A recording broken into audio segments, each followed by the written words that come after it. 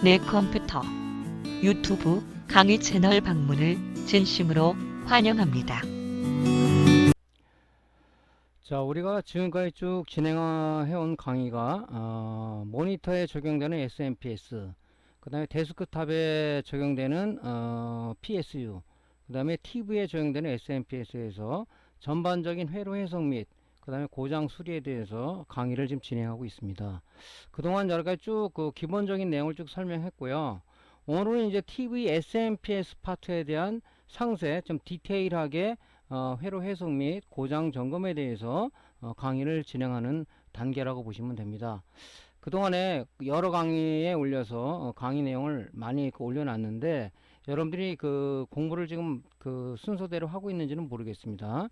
다시 당부드리지만은 1강부터 천천히 쭉 진행하면서 여러분의 그 강의를 통해서 내공을 좀 키우시길 바랍니다. 제가 그동안 개인적인 일로 그 강의 업로드가 좀 지연됐습니다. 자, 그래서 오늘부터 강의를 다시 진행을 하는데 여러분들 혹시 잊어먹었을까봐 모니터에 대한 거, 그 다음에 그 데스크탑에 쓰는 파워 서플라인 PSU, 그 다음에 TV SMPS의 동작에 대해서 한번 동영상을 놓고 한번 리뷰를 한 다음에 EMI 필터 회로부터 차근차근히 들어가 보도록 하겠습니다.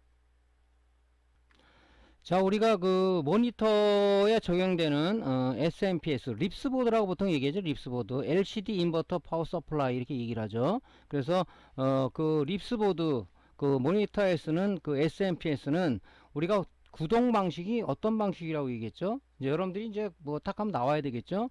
오토 방식입니다. 오토 방식.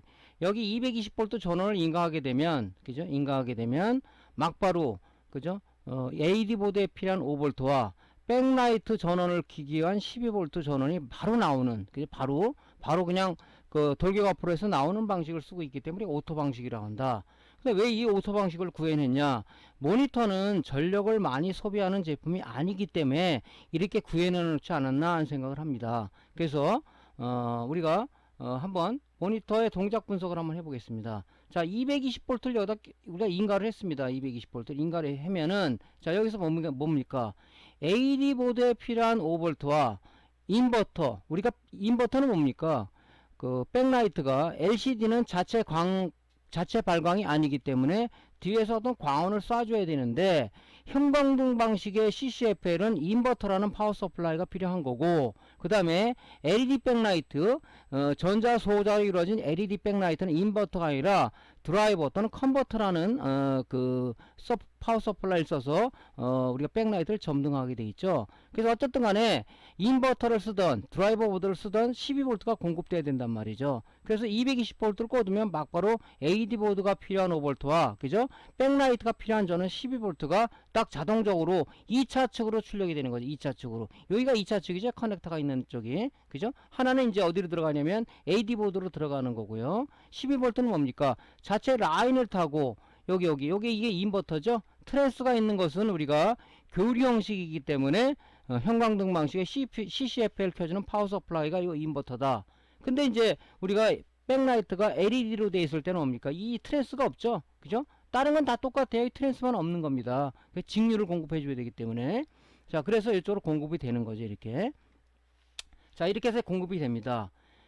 그러면은 이때 우리가 공급은 되지만은 백라이트가 켜지지가 않고 액정에 우리가 뭡니까? 패널 전압이 공급이 안 되고 있는 겁니다. 왜 그러냐면은 절전 모드로 있는 거죠. 왜냐하면 거기까지 다 켜진다 그러면 전력 낭비가 심하다 보니까 우리가 사용자가 어떤 액션을 취했을 때 백라이트가 켜지고 우리가 액정을 동작할 수 있는 패널 전압 VCC 5V가 동작되게끔 돼 있다. 그럼 그게 뭐냐? 사용자가 어떤 액션을 취하냐? 사용자가 파워 버튼을 누르든가, 그죠? 아니면은 리모컨의 파워 버튼을 눌렀을 때 그 온 트리거 신호가 바로 전자 회로를 컨트롤하는 AD 보드의 MCU의 폼웨어로 들어가서 자체 연산을 해서 자, 인버터 백라이트 켜라 하는 명령을 주는 거고, 자, 패널 전압, 패널 액정 동작을 위해서 패널 전압 VC 5V를 공급해라 하는 거는 스위칭 회로를 동작하는 명령이 AD 보드로 넘어와야 그때 이제 뭡니까? 백라이트가 켜지고 그 다음에 액정에, 그죠? 영상이 나타나는 그런 동작을 하는 거다 하는 얘기입니다. 그죠? 그래서 여기서 이제 여기에 이 강제 온 오프 뭐냐면 ADB에도 오는 그 시그널 얘기하는 겁니다. 이때 그죠? 자, ADB에 시그널이 넘어오면 요게 뭡니까? 요게 지금 LED가 하나 켜졌죠? 자, 인버터 쪽에 들어가는 온 시그널입니다. 이게 그렇게 표시를 한번 해봤어요. 그래서 이제 인버터가 켜지고 약간의 패널 VCC가 켜지는 시간은 약간의 시간차를 두고 VCC 5V가 그죠? 스위칭 회로를 통해서 게이트가 온됩니다. 그죠? 그래서 이제 우리가 액정을 켜는 그렇게 되어 있는 거죠. 그죠?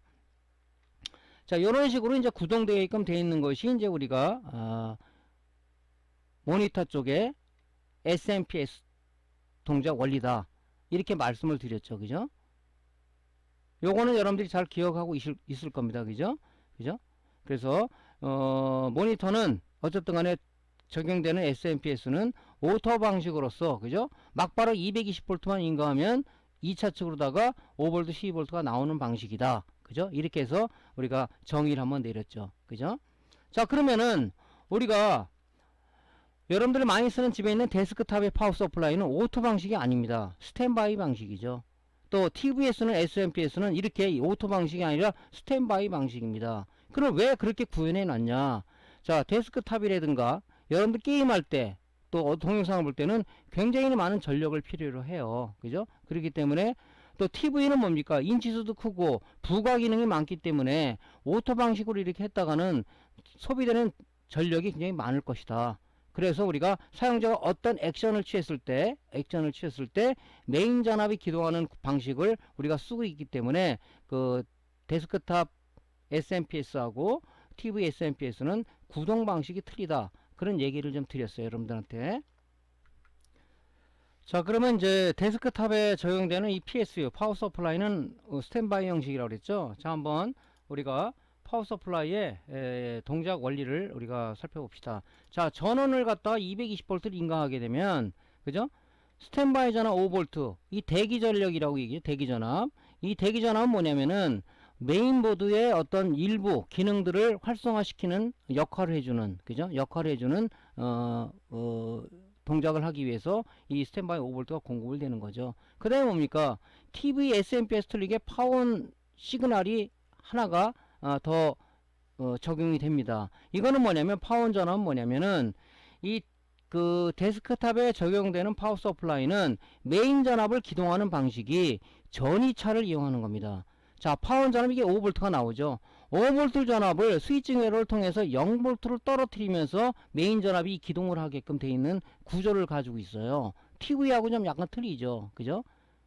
네, 원리는 뭡니까? 이 스탠바이가 나오는 220V만 인가하면 스탠바이 5V 나오는 것은 같습니다. 그래서 우리가 데스크탑에 쓰는 파워 서플라이는 전이차를 이용해서 메인 전압을 기동하는 방식이다.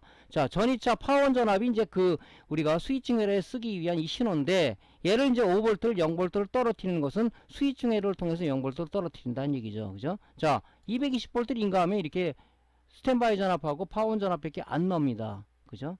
이렇게.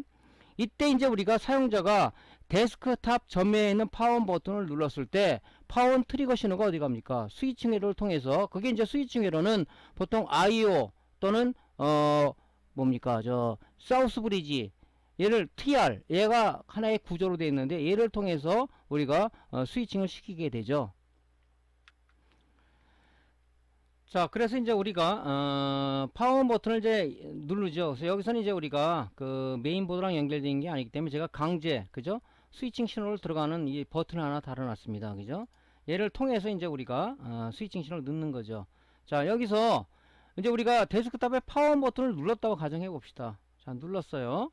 자, 이때 뭡니까? 스위칭 회로를 통해서 뭡니까? 메인 전압이 기동하죠. 자, 우리 데스크탑 파워 서플라이는 전이차를 이용한다 그랬죠. 자, 5V에서 스위칭 회로가 동작하다 보니 0V로 떨어지면서 이 파워 버튼 LED가 꺼졌습니다. 얘가 0V가 됐다는 얘기죠. 그러니까 결론적으로 5V에서 0V 전위로 내려가면서 이 5V에서 0V 전위 내려가는 것은 스위칭 회로가 된다. 스위칭 회로는 데스크탑 메인보드에서는 IO 칩, 사우스 브리지, TR이 그 역할을 합니다. 그죠? 그래서 그 신호가 5V에서 0V 떨어짐으로써 메인 전압이 나오는 거죠. 그죠? 3.3V, 5V, 12V. 그 다음에 파워가 이상이 없다는, 그죠? TV SMPS하고 틀리게 여기 파워 9 시그널하고 파워 전압이 나오는 것은 틀리는 거죠. 이 파워 9 시그널은 뭡니까? 결론적으로 메인보드 동작을 하기 위한 리셋 신호를 쓰기 위해서 파워 9 시그널이 나오는 거죠. 즉 파워 나는 이상이 없다. 파워가 이상이 없어야 메인보드 동작을 하니까 파워 서플라이에서는 파워 9 시그널 이 5V 신호를 갖다가 메인보드에 줘서 그걸 결론적으로 리셋 신호를 쓴다. 리셋이 된다면 이제 클락을 줘서 CPU가 동작을 하고 메모리가 동작을 하고 그래픽카드가 동작을 하고 칩셋이 동작을 하는 거겠죠. 자, 이런 식으로 해서 이제 우리가 데스크탑은 데스크탑 파워 서플라이는 동작한다. 그죠? 이때 파원 전원을 끄게 되면 어떻게 됩니까? 다시 스탠바이 전압하고 파원 전압밖에 안 나오겠죠. 대기 상태로 돌아가는 거죠. 그죠? 얘는 메인 전압은 죽고 스위치 회로가 뭐 끄니까 뭡니까? 다시 0V에서 5V로 상승함으로써 얘는 죽어버리고 이 두 가지 신호만 나오는 거죠. 그죠? 요게 이제 우리가 뭐냐면 데스크탑 파워 서플라이 즉 PSU의 동작 원리입니다. 그죠? 요걸 기억하고 여러분들이 회로 해석을 해야 된다 그런 얘기입니다. 그죠? 그러니까 TV SMPS를 이해를 하면 요것도 금방 이해하기가 쉬울 거예요. 그죠? 자, 그래서 요렇게 이제 동작이 되는 거고요. 자, 이 TV 이제 SMPS죠. 예. 얘도 이제 스탠바이 형식을 취한다고 그랬죠. 그죠? 그래서 이제 TV SMPS는 모니터 SMPS에 비해서 굉장히 많은 회로가 부과가 돼 있고, 그 다음에, 동작 원리도, 틀리죠. 그죠? 자, 그래서 이제 우리가 모니터 SMPS하고 틀린 부분은 뭐냐면, 전력 효율 보상 회로인 PFC 회로와 RC 회로, 즉 공진 회로가 추가되어 있는 거죠. 이게 추가되어 있는 건 왜 추가되어 있냐면 TV는 전력을 많이 소비하는 제품이고 많은 부가 기능으로 인해서 또 인치수도 크기 때문에 이 전력을 갖다가 그죠? 전력을 갖다가 높게 해서 주지 않으면은 그죠? 동작하기가 어렵죠. 그래서 이렇게 이제 TV에 비해 모니터에 비해서 TV는 복잡하다. 자, 그래서 한번 보겠습니다. 자, 220V 코드를 인가하면 얘는 뭡니까? 스탠바이 전압 5V 밖에 나오질 않습니다. TV는. 그죠? 근데 이제 일부 이제 초보 입문하시는 분들은 아니 이게 왜 이제 모니터 하면 늘상 보다 보니까 왜 메인 전압이 안 나오지 동작이 안 됩니까 그러는데 이 방식 자체를 몰라서 그래. 구동 방식을. 자, 스탠바이 5V만 나오고 있죠. 여기 5V만. 다른 건 안 나오고 있습니다. 그죠? 보통 쓰는 게 이제 5V, 12V, 24V, 어떤 건 33V까지 써요. 근데 24V까지 쓰는 게 많죠. 자, 그래서 메인 전압을 기동을 하는 거죠. 이렇게. 그죠? 여기서 이제 우리가 스탠바이 전압만 딱 나오고 있는 거죠. 그죠? 이때 뭡니까? 여기서 220V만 꽂으면 스탠바이 전압 나오면서 뭡니까? 이 대전압 콘덴서에는 300V, 그죠? 우리가 모니터 립스보드에서 SMPS에서 여러분들이 보는 게 뭡니까? 220V를 꽂으면은 대전압 콘덴서 310V가 충전이 된다 그랬죠? 여기까지는 같아요. 모니터하고. 이 스탠바이 회로가 쉽게 말해서 모니터의 SMPS 파트다 이렇게 보시면 이해하기 쉬울 거예요. 그죠? 자, 여기 이제 대콘의 300V가 충전이 되면서 이제 뭡니까? 스탠바이 전 5V가 이제 스위칭을 통해서 나오고 있는 거겠죠. 자, 이때 사용자가 어떤 액션을 취하는 거예요. 데스크탑 PSU가 메인 전압이 동작하기 위해서는 데스크탑 전면에 있는 파워 버튼을 눌러야 파워 트리거 신호가 스위칭 회로를 터치한다고 그랬습니다. 우리 TV에서는 뭡니까? TV 전면에 있는 파워 스위치 또는 리모컨의 파워 스위치를 눌렀을 때 그 온 트리거 신호가 AD 보드 즉 메인보드라고 그러죠. 메인보드 MCU 안에 있는 폼웨어에 들어가서 폼웨어 동작 그죠? 연산을 해서 그 신호를 갖다가 이 SMPS를 동작하고 있는 요 메인 스위칭 회로 TR과 포토커플로 이루어진 메인 스위칭 회로를 터치를 해주는 것, 건드려 주는 거죠. 그러면 걔가 뭡니까? 스위칭 회로가 열리면서 뭡니까? PFC하고 RC가 동작하면서 메인 전압이 나오는 방식을 쓰고 있다. 그죠? 자, 여기서 이 스위치를 하나 올렸습니다. 자, 이때 바로 24V, 12V, 그죠? 5V가 바로 나오고 있는 거죠. 그죠? 메인 전압이. 그러면서 뭡니까? 2차 측의 강한 출력 전압을 내기 위해서 여기 PFC가 동작을 하는 거죠. PFC, 전력 효율 보상 회로, 역률 보상 회로라고 얘기하는 이 파워 팩터 콜렉션이라는 이 회로가 동작을 해서 이 대전압 콘덴서를 그죠? 400V 이상으로 승합을 시킵니다. 그죠? 우리가 TV SMPS는 우리가 300V만 나오는데 그거 가지고는 안 되다 보니까 여기서 PFC에서 무효 전력을 유효 전력으로 끌어올리는 그 내용은 좀 여러분들은 얘기를 했습니다. 해서 400V 이상으로 승합을 하면서, 그죠? 승합을 하면서 여기 공진회로가 동작해서 바로 12V, 24V, 5V가 나오는 겁니다. 그죠? 그래서 TV가 동작을 하기 시작한다 하는 얘기죠. 그죠? 그러니까 여러분들이 이제 그 TV 모니터만 하다가 TV를 하게 되면은 이 스탠바이 이 5V가 안 나오면은 요런 건 금방 찾아요. 아, 여기 회로에 뭐가 잘못됐구나. 모니터 부분이 같으니까. 근데 이 메인 전압이 안 나오면은 이게 왜 안 나오지 하고 여러분들이 헤매는 게 뭐냐면, 그죠? 이 TV 쪽은 이 스위칭 에러도 많이 문제가 돼요. TR과 포토커플러로 이루어져 있는데 거기 신호를 체크해서 이 신호가 넘어오는지 안 넘어오는지를 여러분들이 메인 스위칭 에러를 원리를 알고 체크를 해야 되는데, 이게 정상이라도 PFC RC 회로가 정상이라도 메인 스위칭 회로 동작에서 PFC 컨트롤러와 RC 컨트롤러의 VC 전압을 오픈을 안 해주면은 뭡니까? PWM 동작을 안 할 거 아니에요. 그럼 스위칭을 안 하니까 당연히 2차 측의 전압이 안 나오겠죠.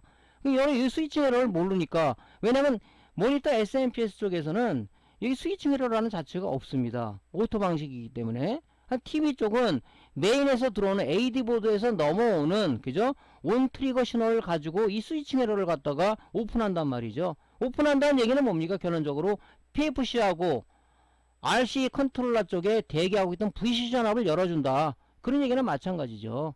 이 PFC하고 RC 컨트롤러가 동작이 안 되면은 스위칭이 안 되다 보니까 2차적으로 전압이 나오겠습니까? 이쪽으로 전압이 안 나온단 말이죠. 그러니까 여러분들이 이 기본적인 동작 원리를 알아야 회로 해석을 할 수 있고, 회로 해석을 한다는 자체는 수리가 가능하다. 그런 얘기야 우리가 지켜낼 수가 있다는 거죠. 그죠? 예. 그래서 여러분들이 이제 요 PFC는, 그죠? 역률 보상회로, 전력 효율 보상회로라고 그런다. 그래서 전번에 그 개념을 좀 얘기했죠. 우리가 이제 콘덴서 입력형 전원 같은 경우는 특히 이제 모니터 SMPS는, 그죠? 전류 파형의 리플 형태를 취하기 때문에 전력 공식 P는 VI, 그죠? VI에 의해서 전류 파형이 리플 형태를 취하고 있기 때문에 결론적으로 전력이 약해진다. 그래서 여기서 이 리플 형태의 어떤 그 전류 파형을 사인파 형태로 펴서 우리가 전력을 좀 올려주는 그런 전력 효율 보상회로 또는 역률 보상회로라고 얘기하는 부분이 이 TV는 들어가 있습니다. 그죠? 왜? 높은 전력을 구현하기 위해서는, 그죠? 1단계에서부터 제대로 해줘야 되지 않습니까? 그래서 이렇게 구현이 되어 있다 하는 내용을 여러분들이 머리에 상기하고, 물론 전번에 한번 여러분들한테 터치를 해드렸지만 또 공부를 또 안 하시는 분들 있고, 또 중간에 들으시는 분은 또 생소해서 또 그러시는 분이 있어서 다시 한번 세 가지의 전원 방식에 대해서 잠깐 리뷰를 좀 해봤습니다. 그죠? 그러니까 요 내용을 잘 머릿속에 상기를 하시고 강의 내용을 들으시면 될 것 같습니다. 자, 그리고 하여튼 1강부터 쭉 하는 내용을 쭉 들어서, 이 사실 강의를 듣는다는 것은 여러분들이 내 걸로 만들기 위해서 하는 거잖아요. 그죠? 항상 하는 얘기지만 구슬이 서말이라면 뭐합니까? 꿰어 법이죠. 꿰어서 무슨 반지도 만들고 목걸이를 만들어서 그래야지 그 구슬이 어떤 그 빛나는 거지. 그 창고에다가 구슬 서말만 보관해놓으면 뭐 하겠습니까? 그죠? 그래서 여러분들이 이제부터는 구슬을 깨는 단계라고 생각하시고 하나하나 여러분들이 해나가시면 될 것 같습니다. 자, 오늘은 이제 뭡니까? TV는 우리가 쉽게 말해서 이 1차 정류 회로, 스탠바이 회로, 메인 스위칭 회로, PFC 회로, 공진 회로가 우리가 결합이 돼 있다. 이렇게 얘기했습니다. 자, 그러면 이제 오늘서부터는 상세한 내용으로 디테일하게 좀 살펴보는 단계로 들어가겠습니다. 먼저 스탠바이 회로부터 우리가 살펴보도록 넘어가겠습니다. 자, 스탠바이의 정의를부터 내리고 넘어갈게요. 스탠바이 회로는 1차 정류 회로에서 공급받은 DC 310V를 이용하여 PWM과 FET의 스위칭 프로세스에 의해 DC를 AC화하여 트랜스 1차로 인가하면 2차 측으로 유도된 AC 형태의 유도 기전력을 쇼트키 다이오드와 L, C 필터를 통해 DCU 볼트로 변환하여 AD 보드로 공급되면 MCU, EPROM, 리모트 컨트롤, 리시버 회로에 공급되어 동작 대기 상태가 된다. 스탠바이 회로의 중심 소자는 PWM, FET, 제너 다이오드, 션트 저항, 트랜스이다. 자, 이게 이제 우리가 스탠바이 회로의 정의인데, 즉 스탠바이 회로는 뭐냐면 이 스탠바이 회로 있죠? 스탠바이 회로는 모니터의 SMPS 파트하고 같다. 그죠? 220V 이 전원만 인가하면 스탠바이 5V가 나오니까 거기 쪽은 이제 오토 방식이라는 얘기죠. 메인 전원만 기동 안 하는 거지. 자, 그래서 스탠바이 5V는 바로 MCU, EEPROM, 리모트 컨트롤 리시버 회로에 AD 보드에 공급돼서 우리가 기본 동작을 해야지, 뭐 AD 보드, 메인 보드가 동작을 해야지, 그죠? TV가 기동하기가 쉬워지는 거 아니겠습니까? 그죠? 이런 쪽에 동작하기 위해서 공급되는 신호다 하는 거죠. 자, 그러면은 TV의 SMPS를 좀 보면요. 자, 우리가 요 부분이 이제 PFC 회로고, 여기가, 그죠?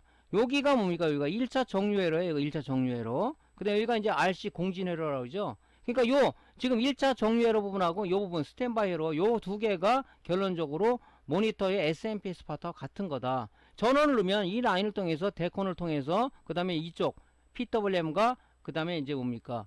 그 FET와 트랜스와, 그 다음에 2차 측에 수시흡기 다이오드와 LC 필터를 통해서 5V가 들어가는 거겠죠. 자, 요렇게 구조가 돼 있죠. 자, 우리가 220V를 인가했습니다. 한 라인은 어떻게 뜹니까?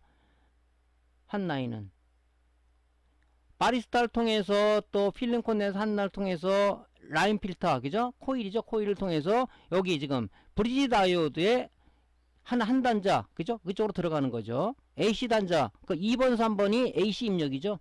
또 하나 220V 한 라인은 다시 타고 바리스타를 통해서 필름 콘덴서를 통해서, 그 다음에 LC 그 코일을 통해서, 그 다음에 뭡니까? 브리지 다이오드의 AC 입력 단자로 들어가는 거죠. 자, AC 220V AC 입력이 들어가면 브리지 다이오드는 뭐야? 1번, 4번으로 DC가 출력이 되겠죠. 그죠? 이 DC 출력은 어디로 들어가냐? 그죠? 자, 여기 지금 플러스 단자를 통해서 대전압 콘덴서기죠. 대전압 콘덴서 플러스로 들어가는 거고, 마이너스는 마이너스 단자를 통해서 대전압 콘덴서 마이너스 들어가는 거죠. 그죠? 근데 이 플러스 단자는 뭡니까? 여기 이 다이오드를 통해서 들어가죠. 여기 지금 이 다이오드를 통해서 이 PFC로 연결되어 있는 거죠. 그건 이제 나중에 말씀드릴 거고요. 자, 여기 지금 플러스 마이너스에 310V가 충전이 되어 있습니다. 이건 어디로 들어갑니까? 다시 이 플러스 라인은 트랜스 1차 측을 통해서, 그죠?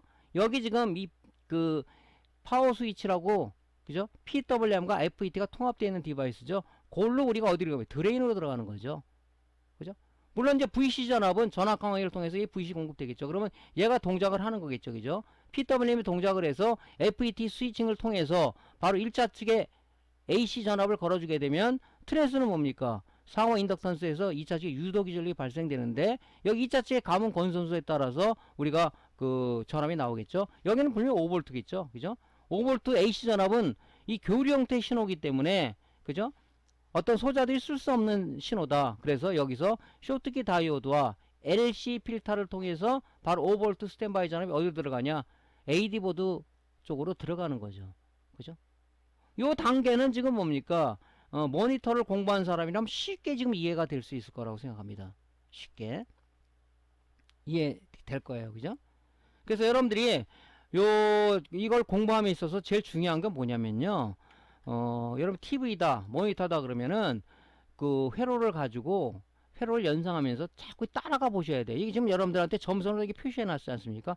220V 어떻게 들어가냐? 220V 이렇게 해서 거쳐서, 그죠? 요렇게 해서 들어가고, 한쪽은 요렇게 해서 요렇게 들어가고, 그죠? 요렇게 해서 이렇게 나와서 이렇게 간다. 이 회로를 따라가다 보면은 여러분들이 회로 이해하기도 쉽고, 또 뭡니까? 어떤 고장 요소 찾기도 굉장히 쉬워요. 그러니까 여러분들이 회로를 이렇게 따라가 보셔야 돼요. 여러분들 지금 입문 단계이기 때문에 제가 이렇게 그려드리는 거지, 나중에 이거 그리는 거 없을 겁니다. 그죠? 이렇게 해서 들어가는 거예요. 그죠? 그러니까 여러분들이 이제 제일 중요한 것은 여러분 스스로가 자꾸 따라가 보면서 회로 찾는 거 쉽잖아요.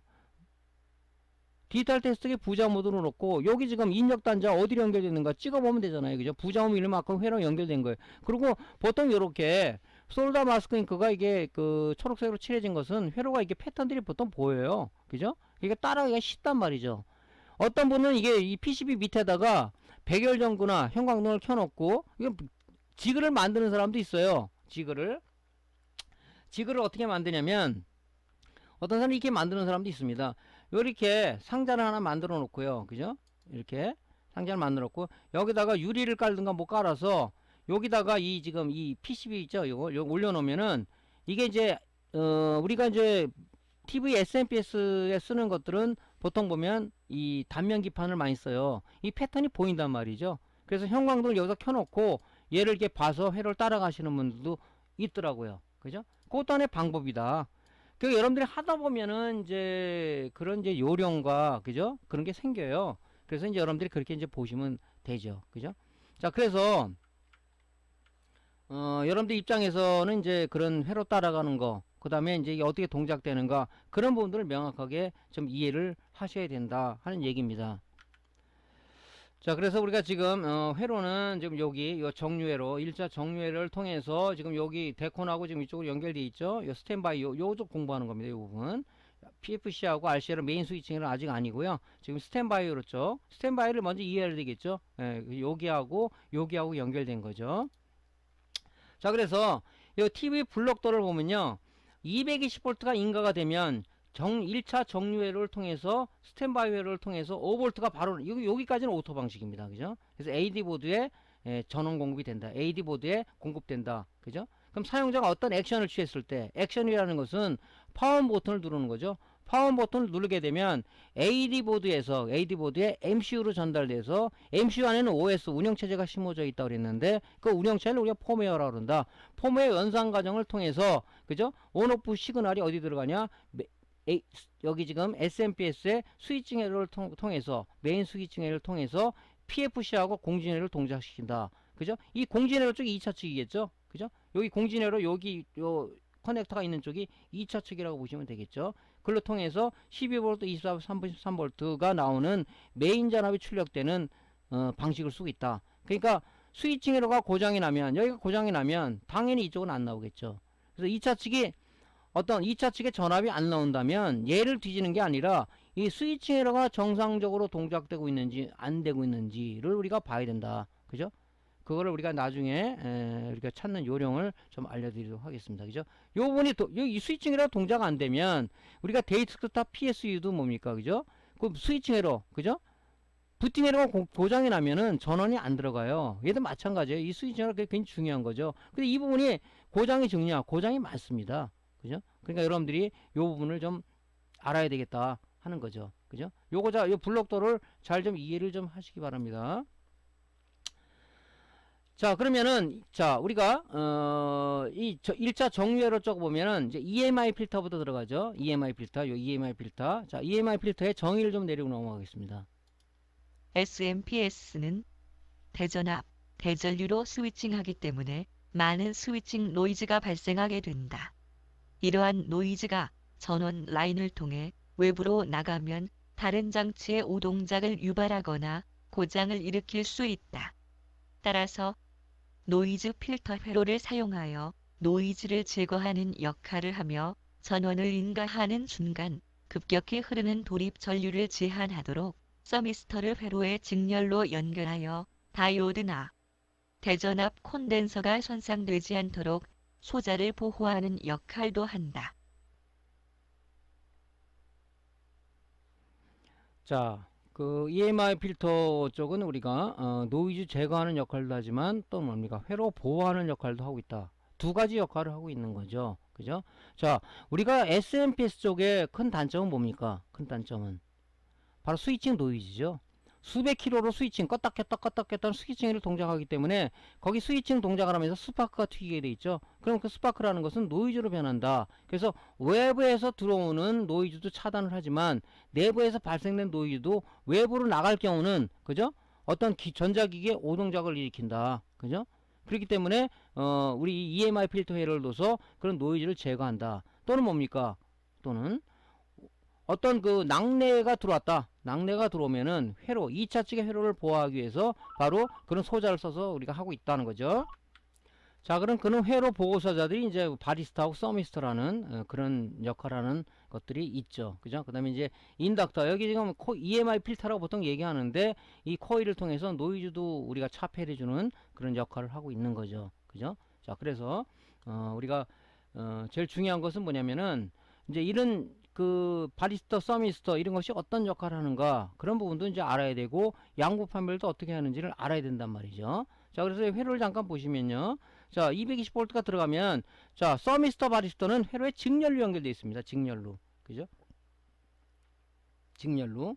여기 지금, 여기 휴즈죠. 휴즈입니다. 그죠? 바리스타는 뭐면 회로에 병렬로 연결되어 있죠. 병렬로. 자, 그래서 요 바리스타 서미스터는 바로 회로 보호소자가 될 수가 있다 하는 거죠. 자, 그러면은 제일 먼저 우리가 알아야 될 게 뭐냐면은, 자, 고장이 났다. 이게 고장이 났다는 가정하에서 점검을 하는 겁니다. 자, 2차 측에 전압이 안 나오고 있다. 그죠? 그럼 뭡니까? 우리가 1차 여기서부터 정류회로서부터 뒤져야 되잖아요. 자, 뭡니까? EMI 필터 에러 이쪽에 220V 들어가서 브리지 다이오드 전까지, 그죠? 회로가 지금 단선이 되지 않았냐? 왜냐면 우리가 정류회로 쪽 EMI 필터 회로는 뭡니까? 회로 보호 소자들이 있다고 그랬죠. 휴즈라든가 아니면은 바리스터라든가 서미스터라든가 이런 게 있다고 그랬죠. 이런 것들이 낙뢰를 맞으면 나가버린단 말이죠. 또는 과전류가 흘러서 어떤 휴즈가 나간다든가 이런 게 있는 거죠. 그럼 쉽게 체크할 수 있는 부분은 뭐냐면은 우리가 이제 회로 단선 여부를 갖다가 먼저 판단하는 게 중요합니다. 그죠? 220V 한 라인은 어디로 연결되어 있습니까? 여기 지금 브리지 다이오드 2번과 3번으로 AC가 들어가죠. 그러니까 AC 한 라인은 이쪽으로 하나로 들어갈 거고 한 라인은 또 이쪽으로 들어갈 거란 말이죠. 그러니까 우리가 디지털 테스터기에 다이오드 모드로 놓고 자, AC 라인 한 라인과 연결된 이쪽에 브리지 다이오드를 찍었을 때 0V 전압이 나오면 뭡니까? 회로 단선은 된 거 아니에요. 서미스터라든가 바리스터라든가 휴즈가 나가진 않았다. 응? 이렇게 볼 수가 있는 겁니다. 또 한 단자를 AC 한 단자를 그 프로브로 찍고 한 단자를 뭡니까? 이 브리다 한쪽 AC 들어간 라인에 연결했을 때, 그죠? 부자음 밀린다. 그럼 뭡니까? 단선이 아니죠. 그래서 먼저 이렇게 체크하는 게 중요하죠. 뭐 여기서 휴즈 먼저 체크하고 이거 복잡하게 하지 말고 이거 한 라인하고 요쪽에 한 라인하고 체크를 하는 거죠, 여러분들이. 그죠? 자, 여기 220V 한 라인이 어떻게 연결되어 있습니까? 휴즈를 거쳐서 이렇게 쭉 EMI 필터를 통해서 이렇게 해서 여기 지금 AC 라인 하나 들어가죠. 그러니까 여기 다이오드 모드로 놓고 이 회로 테스트기를 다이오드 모드로 놓고 적색 프로브 되고 흑색 프로브 됐을 때 울리면은 이 라인이 끊긴 게 아니란 말이죠. 또 한 라인은 여기다 대고 얘는 이렇게 라인 통해 들어가지 않습니까? 여기다 찍었을 때, 그죠? 0V가 나오면 얘는 끊긴 게 아니에요. 근데 0V가 안 나오고 있다. 그러면 휴즈가 나갔든가 아니면 여기 바리스터가 서미스터가 나갔든가 아니면 EMI 필터에 그 코일 중에 한정 그 코일이 단선됐든가 그런 거죠. 이거부터 먼저 체크하는 것이 빠른 체크 방법이라는 거죠. 그죠? 자, 여기 보면 다이오드 모양을 보면 자, 2번 3번으로 AC가 들어가죠. 이렇게 지령이 표시가 이렇게 되어 있는 것도 있고요. 이렇게 AC라고 표시되어 있는 게 있어요. 그건 뭐냐면 요거는 AC 라인이라는 얘기고, 자, AC 라인 220V가 2번 3번으로 들어가서 자, 1번 4번으로다가 직류가 나오는 거죠. 정류가 됐다는 얘기죠. 자, 그래서 먼저 이렇게 체크하는 것이 여러분들이 고장 수리에 좀 수월한 방법이다. 그렇게 말씀을 좀 드립니다. 그죠? 뭐 이런 건 어렵지 않잖아요. 이제 하도 해봐서. 예.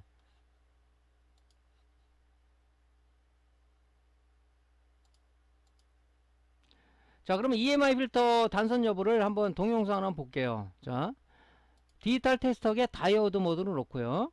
예, 보통 다이오드 모드 단선 여부 체크 많이 하죠. 자, 한 라인은 220V 한 라인이 한쪽으로 브리다의 한쪽으로 들어갈 거란 말이죠. AC 라인으로. 자, 정상이죠. 끊기지 않았죠. 자, 한 라인을 대고 또 여기다 한 라인을 대봅니다. 정상이죠. 예, 끊기지 않았단 말이죠. 근데 이 단계에서 뭐 휴즈가 끊겼던가 그러면 이게 도통으로 안 될 거란 말이죠. 아, 그러면 요쪽 회로에 브리지 다이오드 들어가기 전까지 어디가 단선이 됐구나. 그런지 하나하나 휴즈, 뭐 바리스터, 서미스터, 뭐 EMI 필터를 우리가 양부 판별하면 되겠죠. 그죠? 왜냐면 이제 낙뢰나 뭐 과전류에서 휴즈가 나가고 그러면은 여러분들 휴즈부터 막 잴 거예요. 그러지 말고 여기서부터 이 직선 라인 있잖아요. AC 연결된 라인부터 체크를 하고 들어가시는 게 수리에 좀 빠른 방법이 아닐까 그렇게 생각을 하는 거죠. 요거 뭐 이렇게 해서 체크를 하시면 됩니다. 자, 휴즈 양부 판별. 자, 어디가 한쪽 끊겼어. 예를 들어서 지금 EMI 빌 때 그 AC 라인 한 라인하고 다이오드 AC 라인 체크하니까 끊기는 상황이 나와요. 그러면 이제 하나 체크 들어가야 되죠. 휴즈 양부 판별은 쉽잖아요. 다이오드 모드로 놓고 양단을 쟀을 때, 그죠? 부자음이 울리면은, 그죠? 0V가 나오면 정상인 거죠. 끊기지 않았다는 얘기죠. 디지털 테스터에 다이오드 모드로 넣고, 그죠? 0볼트가 나왔다는 얘기는 도선으로 작동한다는 얘기예요. 결론적으로 프로브 양쪽 그 두 프로브를 쇼트 시켰을 때, 그죠? 0볼트가 되잖아요. 도선으로 됐다는 얘기죠. 그러니까 결론적으로 퓨즈는 안 나갔다. 그죠? 그렇게 얘기 되는 거죠. 근데 이제 우리가 모니터 립스보드에 SMP 쓰는 것들은 보통 유리관 퓨즈하고 원통형 퓨즈를 많이 쓰는데요. 우리 이제 TV SMPS 쪽은 좀 고급형 휴지를 씁니다. 뭐 세라믹 휴즈 또는 실리콘 휴지라고 그러는데 요런 걸 많이 쓰죠. 이 가격이 좀 비쌉니다. 이거에 10배 정도 되겠죠, 가격이. 예. 그래서 요런 휴지를 많이 씁니다. 이 휴지가 이게 뭐 왜 이렇게 돼 있냐고 얘기할지도 모르겠는데 요걸 이제 실리콘 휴지 또는 세라믹 휴지라고 얘기를 합니다. 그죠? 그래서 회로 보호하는 그것이 좀 좋겠죠. 아무래도 가격이 비싼 게. 그래서 요런 것도 참고로 아시면 될 것 같고요. 자, 이런 이제 양부 판별할 때는 전원을 인가하시면 안 되겠죠. 그죠? 이렇게 이런 것들은 전원을 인가하지 않은 상황에서 여러분 점검을 하나씩 들어가야 됩니다. 자, 서미스터는 어떻게 돼요? 서미스터. 그 서미스터는 우리가 일종의 뭡니까? 일종의, 그죠? 일종의 저항이죠, 저항. 저항이라고 얘기하기는 좀 어렵죠, 그죠? 평상시에는, 그죠? 평상시에는 우리가 보통 NTC를 많이 쓰는데, 그죠? NTC를 많이 쓰는데, 평상시에는 굉장히 그 저항값이 높다가 온도가 올라가면은 저항이 떨어지는, 그죠? 어떤 도선 역할을 해주는 역할을 하는 것이 서미스터다. 그죠? 그래서 이제 보통 우리가 220V 인가하면은 콘덴서 입력형 전원들은 돌입 전류가 들어오는데 거기서 우리가 이 서미스터가 돌입 전류를 우리가 막아준다. 여기 NTC 여기 막아준다. 혈에 직렬로 연결되어 있죠. 여기 직렬로. 이게 맨 처음에는 저항이 무지하게 높아요. 그죠? 그러니까 전류가 안 통하다가 전기가 가려면 열이 나게 돼 있죠. 열이 나다 보니까 열이 나면 NTC니까 그죠? 역방향 특성이니까 열이 나니까 저항이 감소가 되겠죠. 그러면서 서서히 회로가 열리면서 여기 충전이 되는 거죠. 그죠? 이걸 안 뒀다 그러면 브리지 다이오드라든가 콘덴서가 문제가 생길 수가 있겠죠. 그래서 여기 회로 보호 소자로다 서미스터를 두는 거다. 그죠? 요거는 우리가 전기전자 기초 과정에서 서미스터 역할은 많이 했었죠. 그래서 다이오드 모드를 놓고요. 양단을 쟀을 때 0볼트, 그죠? 0볼트가 측정되면 정상이다. 전압이 측정이 안 됐을 때 얘는 불량인 거죠. 그래서 이렇게 측정하시면 되고요. 서미스터의 표기명이 있는데 요거는 전기전자 기초과정은 좀 자세하게 나와 있습니다. 여기 보면 47D-15라고 돼 있는데 47D라는 얘기는 이 D는 오차니까 47오음이라는 얘기입니다. 오음. 47오음짜리고 얘는 뭡니까? 15파이. 직경이 1.5cm라는 얘기입니다. 1.5cm. 1.5cm에 우리가 서미스터다. 이렇게 표기가 되어 있는데 이 표기명은 좀 요거하고 상이하게 좀 되어 있는 것도 있어요. 그러니까 전기전자 기초 과정에 보면 서미스터에 상세하게 해놨으니까 그 내용을 여러분들이 좀 참조하시면 될 것 같습니다. 자, 서미스터라는 게 어떤 거냐? 물론 지금 얘기를 했어요. 회로 보호 소자죠. 그죠? 돌입 전류를 차단한다. 그죠? 회로 보호 소자죠. 자, 그러면 서미스터에 대해서 한번 정의를 내려보겠습니다. 서미스터는 저항의 일종이지만 다른 저항과는 용도가 조금 다릅니다. 온도에 의해 현저하게 전기 저항값이 변화하는 반도체를 사용한 저항체로 이것을 이용해서 온도계 외에 여러 가지 제어기를 만들 수 있습니다. NTC의 경우는 SMPS 회로에 많이 사용합니다. SMPS 전원의 경우 1차 측에서 정류와 평화를 시키는데 처음 전원을 넣는 순간에는 1차 평화 콘덴서 때문에 상당히 높은 돌입 전류가 흐르게 되면서 정류 다이오드나 1차 측 휴지가 파손될 수 있습니다. 그래서 처음 돌입 전류를 막기 위해 회로에 NTC를 직렬로 연결합니다. NTC는 온도가 낮을 때는 저항값이 높다가 온도가 올라가면 저항값이 낮아지는 특성을 가지고 있습니다. 즉, 처음 전원을 투입할 때는 NTC가 식어 있어 저항값이 높아 흐르는 전류가 작다가 어느 정도 전류가 흐르면서 자체 발열이 되면 저항값이 낮아지면서 정상 전류가 흐르게 되는 것입니다. 돌입 전류란 콘덴서 입력형 전원 회로인 SMPS의 경우 처음에 전원을 넣으면 콘덴서에 충전되기 위해 순간적으로 많은 전류가 흐르게 되는데 이런 전류를 도립 전류라 한다. 자, 이게 서미스터의 역할이고 정의입니다. 자, 회로를 보면요. 자, 여기 지금 우리가 TV에서 이 제품에는 좀 여기에 요 앞에 지금 서미스터 두 개가 있죠. 예, 직렬 라인이 두 개가 있어. 하나는 백업용으로 이렇게 해놨지 않았냐. 좀 더 안전하게 하기 위해서 이렇게 해놨지 않느냐 생각도 듭니다. 요게 바리스터죠. 예. 서미스터는 회로에 직렬로 연결된다. 그러니까 이렇게 휴즈하고 서미스터는 회로에 직렬로 연결되는 거죠. AC 라인에. 요렇게 해서 이제 뭐니까 코일 1차 측을 코일을 타고 EMI 필터를 타고 들어가서 어디에 들어가요? 여기 브리지 다이로 들어가겠죠. 여기로. 여기 들어가는 겁니다. 그죠? 그러니까 여기 220V를 넣으면 도립 전류가 흐르기 시작하는데 얘가 처음에는 굉장히 그죠? 굉장히 높은 NTC는 그죠? NTC는 역방향이죠. 역방향 특성을 이용한 거죠. 그죠? 그러니까 결론적으로 온도가 올라가면은 저항이 급격히 감소하는 거고 온도가 올라가지 않으면 저항이 금방 그 뭡니까? 그 처음에 식었을 때는 온도가 굉장히 그 저항 값이 크겠죠. 그러니까 전기가 못 통하겠죠. 그러다가 조금 전류가 흐르면은 저항 값이 작아져서 회로에 전류가 흐르는 그러는 이용 그 소자죠, 이게. 그죠? 그래서 보통 이제 SMPS 쪽에는 이제 NTC 서미스터를 많이 씁니다. NTC. PTC도 있는데 PTC는 이제 정해 온도 계수고요. NTC는 부의 온도 계수이기 때문에 정해 온도 계수는 온도가 올라가면 저항도 올라가는 거고. 그죠? 온도가 낮아지면 저항도 낮아지는 거기 때문에 보통은 SMPS에서는 안 씁니다. 도립전로 차단할 때는 PTC를 쓰면 안 되겠죠. 그죠? 도성이나 마찬가지 아니에요. 그죠? 그러니까 NTC를 쓴다 하고 생각하시면 됩니다. 자, 서미스터 종류는 조금 전에 말씀드렸지만 여러 가지가 있어요. 표기명이 이렇게 47G15 그죠? 뭐 이건 이제 47D 같은 건 앞에 이게 47이 이제 오음을 나타내는 거고요. 15는 이제 파이를 나타내는데 15파이니까 1.5cm겠죠. 6D2라 그러면은 그죠? 6오hm 2.2cm. 10D는 15오hm 2.2cm 이렇게 나타내는 거고요. 또 PTC 같은 경우는 이렇게 NTC, PTC 이렇게 친절하게 이렇게 마킹되어 있는 것도 있지만은 그렇지 않은 것도 많아요. 그죠? 이렇게 PTC 같은 경우는 이런 거는 뭐 MZ23이라는 것은 23-60이라는 것은 요건 이제 65mm로 찍혀 있네요. 이렇게. 그러니까 표기명이 약간의 상이할 수는 있어요. 여러분들이 이제 너무 이런데 신경 안 써도 우리가 양보판별로 찾아낼 수 있으니까. 그래서 이제 이렇게 표기명이 이렇다는 것만 알고 계시면 됩니다. 무슨 뭐 표기 의미는 이렇게 여러 가지가 있는데 사실 복잡합니다. 이렇게 알면 여기까지는 뭐 굳이 알 필요가 있는가 그런 생각도 합니다. 자, 바리스타 양부 판별법은 어떻게 하냐면요. 바리스타는 뭡니까? 회로에 병렬로 연결되어 있더라. 여기 병렬로 연결되어 있죠. 여기 병렬로. 그래서 바리스타 같은 경우는 우리 전압 측정할 때 다이오드 양단 모드로 해놓고 전압을 쟀을 때 그죠? 전압이 측정이 되지 않아야 돼요. 왜냐면 이 평상시에는 이 저항이 무지하게 높기 때문에 그죠?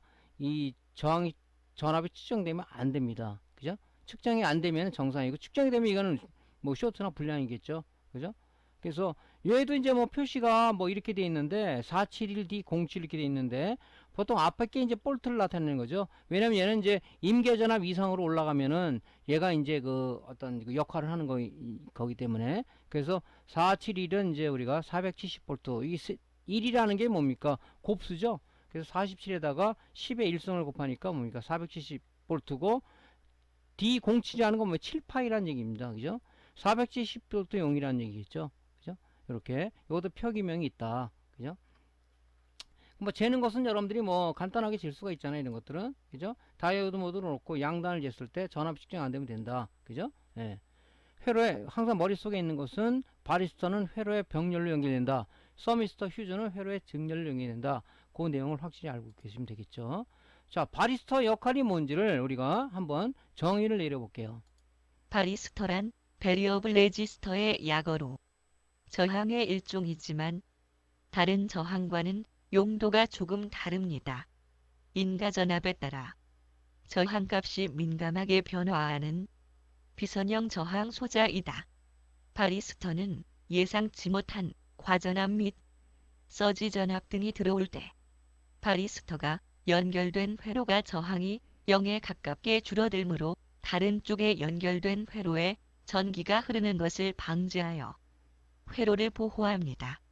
즉, 전원 라인에 병렬로 연결해 놓으면 220V보다 높은 전압인 서지 노이즈가 들어오면 이 부품에서 방전을 시켜 다른 부품을 보호하는 것입니다.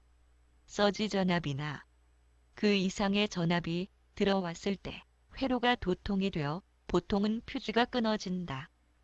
자, 그게 이제 바리스타 역할이고요. 예, 그래서 여기 지금 회로에 지금 여기 병렬 연결되죠. 이게 바리스타예요. 여기 지금 바리스타입니다. 그죠?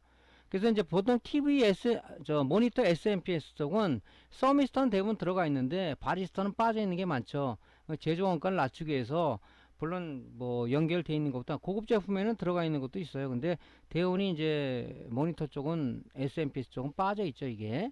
그래서 이렇게 병렬 연결돼 있어요. 그러니까 임계전압 이상이 들어오면은, 그죠? 얘가 저항이 도선으로 동작하는 거죠. 도선으로 해서 뭡니까? 이 휴지가 나가게끔 돼 있어서 이 2차 측에는 회로를 보호한다. 그죠? 서미스터 이후 회로들은 그런 식으로 이제 그 역할을 하는 거죠. 그죠?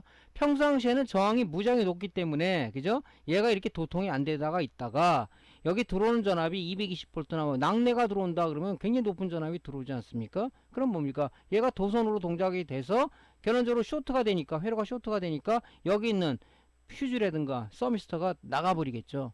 2차 이후에는 우리가 보호가 된다. 그래서 우리가 EMI 필터는 노이즈를 차단하는 것, 차피하는 역할도 있지만은 어떤 회로 보호의 성격도 띠고 있는 것이다 하는 거죠. 그래서 모든 전자회로는 보호 회로 또는 피드백 회로라는 게 있어서 회로를 보호하고 또 내지는 2차 측의 출력 전압을 항상 고르게 나오는 그런 피드백 회로도 갖춰져 있다 하는 얘기입니다. 그죠? 자, 그러면 바리스타도 종류가 좀 여러 개가 있는데 표기는 뭐 이렇게 돼 있어요. 조금 전에 말씀드린 471은 뒤에 이게 첫째 자리수 둘째 자리수 배수니까, 그죠? 1이니까 10의 1승이잖아요. 그럼 470V. D가 이제 지름, 요 직경이를 얘기하는 거죠. 0.7cm, 그죠? CK D471, 그 거꾸로 되어 있는 것도 있어요. 이 10D라는 것은 직경을 얘기하는 거죠. 10파이니까 1cm, 그죠? 471. K는 이제 오차니까 470V. 그 다음에 이제 391-10이라는 것은 요 뒤에 있는 게 이제 숫자가 큰 건 아무래도 이제 뭐 볼트겠죠. 예. 390V 10파이니까 직경이 1cm짜리다. 뭐 여기도 표기명이 뭐 여러 가지 이런 규칙들이 있어요. 근데 사실은 여기까지 우리가 알 필요가 있는가 하는 생각도 듭니다. 단지 우리가 그 표기명이 봤을 때 서미스터는 우리가 그 PCB 표기명을 잘 보라고 그랬죠. 비슷비슷해요. 이게 꼭 세라미콘 렌서 같지 않습니까? 서미스터는 TH라고 표시가 돼 있고 이 바리스타는 VR 또는 뭐 여러 가지 뭐 V 뭐 이런 식으로 표시되어 있는 것도 있어요. 그러니까 여러분들이 표기명을 보고 이게 무슨 소재인지를 우리가 보는 그 습관도 중요하다. 근데 대부분의 이제 질문하시는 사람들 유형을 보면 이 표기명을 잘 안 봐요. 어? 그게 스위칭 다이오드인지 TR인지 SOT323 타입은 비슷하게 생겼기 때문에 그 D라고 표시되면 그 다이오드인데 이게 TR이냐 질문을 하시는 분도 있단 말이죠. 그러니까 항상 우리가 PCB 표기명에 솔다 마스크 잉크로, 그죠? 흰색이나 검정색으로 표시되어 있는 부품 표기명을 봐라. 그죠? Q는 TR이고 U는 전 IC고, 그죠? 바리스타는 뭐 VR이라든가 이 V로 나가는 거고 서미스터는 TH라고 나가는 거고, 그죠? 다이오드는 D, 제너 다이오드는 ZD, 점퍼는 J, 그죠? 퓨즈는 F, 이런 것들을 여러분들이 이제 자꾸 보는 습관을 들여야 되는데 이 스스로가 여러분들이 생각하는 거지. TR인데 이거? TR은 Q잖아. Q로 나가잖아. FET라든가 FET도 TR이죠. 필드 이펙트 트랜지스터니까 Q란 말이죠. 근데 이제 레귤레이터라든가 PWM이라든가 이런 것은 뭐냐면 U로 표시되어 있단 말이지. 전자 IC들은 U로 표시되어 있어요. 그죠? 전원관리 소자들은 보통 보면. 그러니까 표기명을 보고 여러분들이 해라. 이거 세라믹 콘덴서 같잖아요. 그죠? 여러분들 그 인버터에 많이 보는, 그죠? 밸러스트 캐피시터인 그 세라믹 콘덴서 아주 흡사하게 생겼잖아요.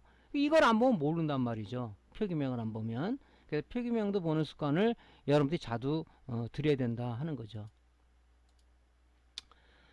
자, EMI 콜 양부 판별법은, 그죠? 양부 판별법 간단하잖아요. 그죠?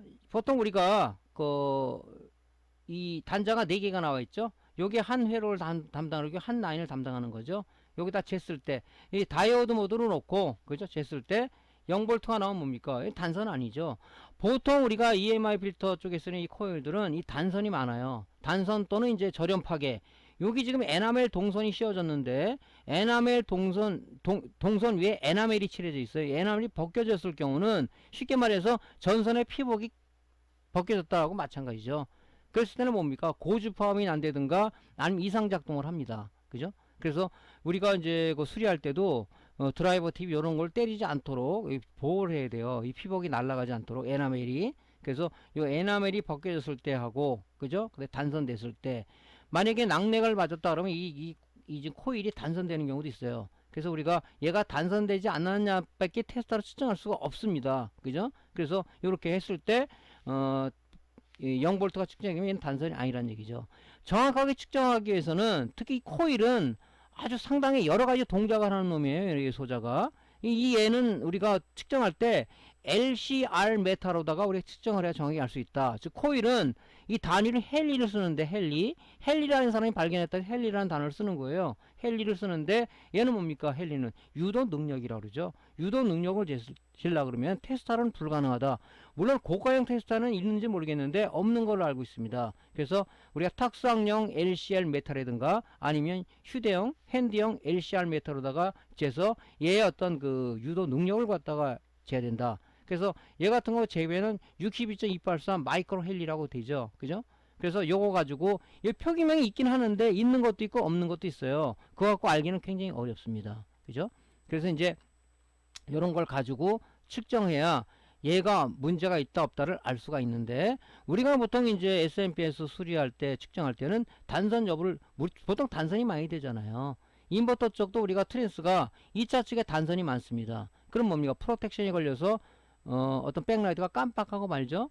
그죠? 그렇기 때문에 그거 단선 여부만 체크를 하는 거죠. 정확하게 해서는 여러분들이 LCR 메타를 가지고 있어야 되는데 탁상용이나 뭐 휴대용이나 그렇게 비싸진 않아요. 그죠?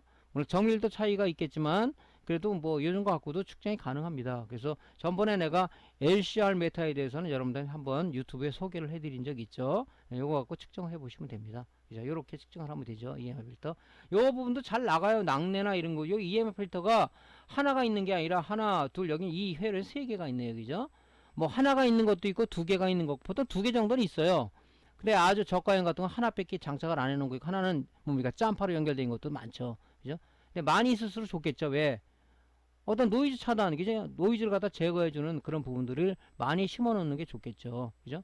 그러니까 제품에 따라서 뭐 개수가 제한될 수가 있으니까, 네, 그렇게 아시면 되고요. 그 다음에 이제 여기 우리가 요 EMI 필터원이 필링 콘덴사들 있죠. 콘덴사들. 요렇게 생긴 것들. 그죠? 요 필링 콘덴사. 그죠? 요런 것도 우리가 테스터기 또는 여러분 다기능 테스터로는 측정이 불가능해요. 안 되는 게 많습니다. 그래서 여러분들이 꼭 이 LCR 메터라는 것은 있어야 되는데 탁상형보다는 이렇게 핸드형, 그죠? 핸드형도 여러 가지가 있는데 뭐 요런 기계 하나 있으면 좋을 것 같아요. 가격은 비싸지 않아요. 뭐 한 6만원에서 8만원대니까 갖고 있으면 편하잖아요. 그죠? 그래서 우리가 이제 이 정전 용량을 측정을 해봐야 되죠. 여기 표기명이 있죠. 여기 표기명이. 요 지금 필름 콘덴사의 표기명에 대해서 읽는 값은 전기전자 기초과정의 콘덴사 부분을 보면 아주 자세하게 설명이 되어 있습니다. 그죠? 그래서 우리가 여기 표기된 요 정전 용량값하고 0.33이네요. 그죠? 0.33 하고 여기 측정된 값하고 비교해서 이 값이 터무니없이 미달됐다 그러면 교차 조금 차이 나는 것은 우리가 써도 상관은 없습니다. 그죠? 그래서 우리가 이제 회로 설계할 때 여기에 이제 정전 용량을 계산할 때 설계자들이 조금 높게 계산하는 경우가 많기 때문에 조금 낮아도 관계는 없어요. 그죠? 근데 이제 우리가 지켜주는 게 좋겠죠. 예. 그래서 이렇게 차이를 판단해서 측정하면 될 것 같다 하는 얘기를 이제 드립니다. 근데 LCR 메타라는 것은 꼭 필요해요. 우리가 특히 이제 인덕터 쪽을 측정할 때는 필요합니다. 굉장히. 자, 세라믹 콘덴서. 여기 지금 세라믹 콘덴서들이 많이 달려있죠. EMR 필터에. 그것도 마찬가지로 우리가 다기능 테스터. 여러분들이 다기능 테스터 많이 가지고 계시죠? 그거 갖고는 좀 어려워요. 이 측정하기가. 그래서 LCR 메타로다가 이런 소량의 용량이 작은 것들은 측정이 가능합니다. 그죠? 그래서 얘도 마찬가지로 이 표기된 값과 측정된 값을 비교를 해서 문제가 된 것은 우리가 교체를 해주는 게 좋겠죠. 그죠? 예. 그리고 이제 이런 콘덴사들은 보통 이 파란색 칠해진 것들은 열화가 된 것들은 이게 누리끼리하게 이게 좀 눈으로 표기가 돼요. 우리 션트장 나가면 이 피막이 날아가듯이 얘도 보면 이렇게 좀 누리끼리해. 이거는 벌써 뭐 데미지를 먹었다. 이렇게 보시면 되겠죠. 그죠? 예. 자, 우리가 이제 다 여기 점검을 했어요. 그러면은 이제 뭐 전압이 예를 들어서 안 들어간다 그러면 뭡니까? 일단은 마지막 라인 필터를 통해서 여기 라인 필터를 통해서 AC가 공급되잖아요. 그럼 말단 전압을 한번 체크볼 필요가 있죠. 그죠? 디지털 테스터에 AC 모드를 놓고요. 그죠? 양단을 여기 쟀을 때 코일 쪽을 쟀을 때 우리가 뭡니까? 220V가 나오면 정상이겠죠. 그죠? 안 나온다. 그럼 이 뒷단에, 이 앞단에 어딘가 끊겼다는 얘기죠. 그죠? 아까 우리가 EMI 필터에 회로 점검을 할 때 다이오드 모드 놓고 AC 한 단자하고 여기 다이오드에 AC가 한 단자를 쟀을 때 도통이 된다 그러면 뭡니까? 거기 연결될 부품은 정상으로 지금 동작하고 있다. 끊기지 않았다. 단선이 안 됐다. 얘기했잖아요. 그죠? 근데 이제 우리 전기를 집어넣었을 때하고 안 집어넣었을 때 상황이 틀리니까 전기를 집어넣어서 제대로 나오는지를 또 봐야 되겠죠. 그래서 말단 전압을 한번 체크해 보는 것도 우리가 수리의 포인트다 하는 거죠. 자, 이렇게 이제 220V를 넣게 되면 뭡니까? 넣게 되면, 그죠? 여기 데컨에 충전이 된단 말이죠. 근데 우리가 이렇게 하고 이제 다음 수리를 위해서 만졌다가 전기가 올라서 감전돼서 깜짝 놀라는 경우가 많습니다. 특히 TV 같은 경우는요, 그죠? 우리가 이제 메인 스위칭 회로가 동작이 안 되면 310V지만 메인 스위칭에 동작되면 400V 이상이 충전되기 때문에 굉장히 쇼크가 큽니다. 만지면. 그러니까 항상 뭡니까? 전기를 집어넣었다면 그 다음에 220V 그 AC 코드를 제거할 때는 항상 데컨 방전기로 방전을 시키는 습관을 들여야 된다. 그죠? 저는 자꾸 장갑을 안 끼고 보이는 여러분들한테 안 좋은 모습을 보이는데 항상 여러분들이 수리나 점검할 때는 제전 장갑을 끼고 해야지 감전사고를 방지할 수 있는데 제 습관이 안 돼가지고 이 버릇이라는 것 때문에 여러분들 항상 안 좋은 모습을 보이는 것 죄송합니다. 장갑을 꼭 끼고 항상 220V를 인가했다. 아니면 220V를 분리했다 그러면 항상 데컨을 방전을 시키는 습관을 들여야 된다. 데컨 방전기는 굉장히 많죠. 제가 만드는 뭐 이렇게 그 인버터에 고주파 트랜스를 이용해서 만든다든가 릴레이를 통해서 만든다든가 아니면 이제 우리가 사제품 완성품들이 있어요. 그런 걸 통해서 우리가 방전을 시킨다든가 그죠? 이건 여러분들이 알아서 해요. 근데 굳이 돈 들이고 뭐 어떤 완성품을 살 필요는 없을 것 같습니다. 그죠? 근데 여러분들 이런 것도 있다고 보여주기 위해서 제가 구매도 하고 그러죠. 교육 때문에.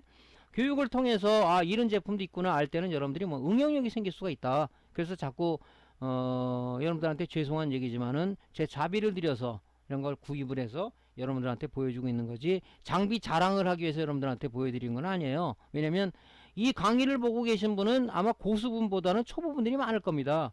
그때는 왜 이런 것도 있는데 얘기 안 해줬지? 이렇게 얘기하시는 분도 있을지도 몰라요. 그래서 이제 이런 장비 소개도 하면서 여러분들이 이제 필요시 구매하라 그런 얘기를 드리고 있는 겁니다. 자, 우리 동영상으로 쭉 볼게요. EMI 필터 점검 방법. 자, 여기 지금 휴즈부터 재야 되겠죠? 휴즈. 정상이죠, 그죠? 끊겼다 그러면 이게 전압이 안 나오겠죠, 그죠? 예.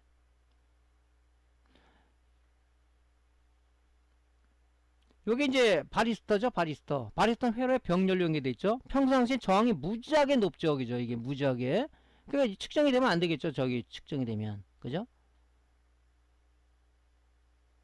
자, 코일입니다. 코일 양단을 쟀을 때는, 그죠? 얘가 도통이 돼 0V가 나와야 되겠죠? 그죠? 이게 안 나온다. 그럼 이게 끊긴 거예요. 이게 끊긴 거란 말이죠, 코일이. 자, 서미스터입니다. 서미스터는 뭡니까? 그죠? 이게 측정을 했을 때 0V나 0ohm이 나와야 되겠죠, 그죠? 약간의 저항을 감안한다면, 그죠? 예, 이건 정상이죠. 자, 이제 우리가 특히 이제 콘덴서라든가 이런 것을 우리가 측정하기 위해서는 회로가 다 연결되어 있기 때문에 우리가 그 실장 상태에서는 정확하게 측정이 안 됩니다. 그래서 콘덴서 측정을 위해서는 반드시 의심스럽다 그러면 뭡니까? 탈거해 가지고 우리가 LCR 메타로 측정을 해야 된다 하는 것입니다. 이거 여러분들 여기 붙어있는 상황 측정하면 측정이 잘 안 돼요. 특히 이제 이 콘덴서는 특히 그렇습니다. 왜냐면 충전과 방전을 하는 소자이기 때문에 그죠? 회로가 다 연결되어 있기 때문에 이상 측정이 된단 말이죠. 자, 그러니까 이렇게 떼어가지고 측정을 해야 된다. 그죠? 네, 콘덴서 같은 경우는 이제 3년 이상 되면 용량 감퇴가 조금씩 되기 시작을 해요. 그러니까 뭐 차이가 조금 나면 괜찮겠지만 굉장히 많이 차이가 난다 그러면은 아무래도 전기 생산에 문제가 되니까, 그죠? 여러분들이 갈아주시는 게 좋겠죠. 예.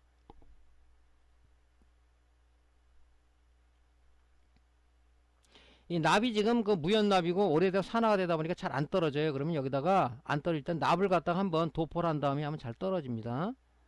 그런 요령들은 제가 유튜브에 많이 지금 올려놨죠. 자, 그래서 이제, 자, 이게 지금 LCR 메터 핸드형. 자, L과 C와 R 모드가 있죠. 자, 그래서 이 C 모드로 우리가 놓고요. 예, C 모드, 여기 이 전환 버튼이죠. 양단을 이제 우리가 악어 클립으로 물리게 되면, 얘는 이제 전해 콘덴서 아니기도 방향이 없겠죠. 자, 938점 나노페롯이 나왔네요.